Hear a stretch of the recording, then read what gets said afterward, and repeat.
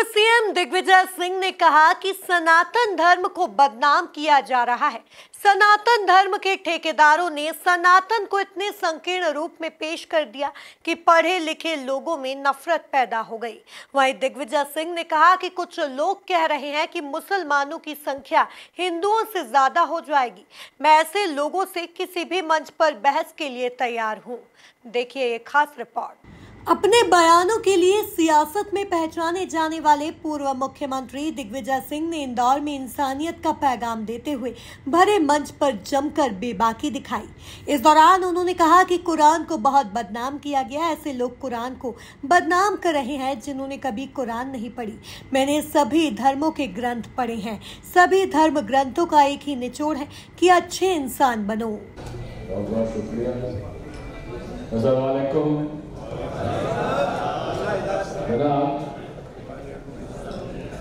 जो काफिला मोहब्बत का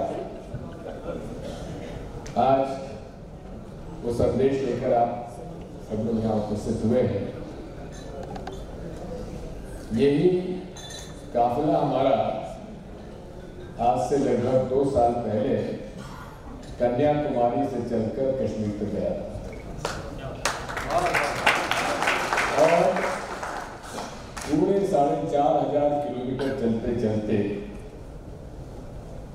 एक ही पैगाम था राहुल गांधी जी का, हमें नफरत के बाजार में मोहब्बत की दुकान खोलना है। मैं आभारी हूं हमारे पारिवारिक दस्तक का और वो सभी लोग जिन्होंने हमें यह आमंत्रित किया। मुझे तो बताया गया था कि भारतीय जनता पार्टी के लोग भी आएंगे तो मुझे अच्छा लगा, लेकिन जो भी कारण रहे हो, शायद व्यस्त होंगे इसलिए नहीं आ पाए। लेकिन मुझे इस बात की खुशी है कि आप सब लोग यहाँ पर आए हैं और हम आभारी हैं हमारे हजरत हाफिज मंसूर साहब जो कि इस्लामिक स्कॉलर हैं जयपुर, जिन्होंने कुरान में क्या क्या ऐसी बातें हैं जो पूरे तरीके से हमारे हुजूर मोहम्मद साहब के का पैगाम जो उन्होंने कुरान के अंदर अपनी बात कही है, अल्लाह ताला का जो संदेश दिया है उसका उन्होंने सही पक्ष रखा। कुरान को इतना बदनाम किया गया है उन लोगों ने तो द्वारा जिन्होंने कभी कुरान पढ़ी नहीं हुई, और उन लोगों ने इतना एक स्वरूप बना दिया है जिससे कि इस देश में एक नफरत का माहौल पैदा कर दिया गया।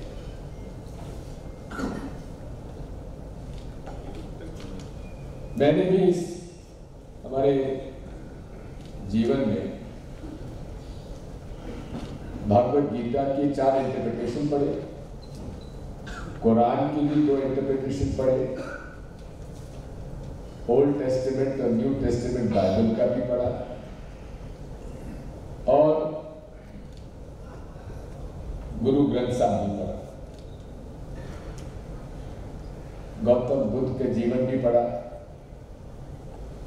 सभी धर्मों का एक मूल आधार है और वो है इंसानियत। कैसे अच्छे इंसान बने।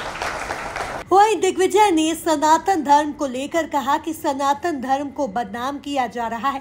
जो अपने आप को सनातन धर्म का ठेकेदार बताते हैं, उन्होंने सनातन को इस तरह प्रचार किया कि पढ़े लिखे लोगों में नफरत पैदा हो गई। इतना ही नहीं, दिग्विजय ने कहा कि जो लोग कह रहे हैं कि मुसलमान बहुसंख्यक हो जाएंगे और हिंदू अल्पसंख्यक हो जाएंगे, तो यह कभी नहीं हो सकता। मैं किसी भी मंच पर बहस के लिए तैयार हूँ। दिग्विजय सिंह ने जनगणना की मांग करते हुए हिंदू मुस्लिम जनसंख्या के पिछले आंकड़े भी बताए। हर कोने में है, हर तरफ है। इसलिए हमारा ये प्रयास होना चाहिए कि जो हर धर्म का इंसानियत का एक संदेश है, और वो संदेश है प्रेम, सद्भाव, सत्य और अहिंसा का। और यही हमारे भारत का भी इतिहास है। सनातन धर्म क्या है? जो सभी धर्मों का जो समान उनका वो करे और सद्भाव रखे और सम्मान करे, वही सनातन धर्म है। और उस सनातन धर्म को भी किस प्रकार से बदनाम किया जा रहा है, मुझे इस बात का दुख होता है। जो अपने आप को आज सनातन धर्म का ठेकेदार बताते हैं, मैं तो उनसे क्या पूछना चाहता हूँ कि क्या वासुदेव कुटुंबकम, जिसमें कि पूरा विश्व हम लोगों का एक परिवार है, उसको आप लोगों ने इतने संकीर्ण रूप में प्रस्तुत कर दिया है कि अच्छे पढ़े लिखे लोगों में भी नफरत पैदा कर दी है। बड़े पैमाने पर ये गुप्त रूप से जो एक प्रचार करते हैं, ये उनकी खासियत है। आज ही मैं हमारे यहाँ के मंत्री जी का एक भाषण सुन रहा था। कह रहे थे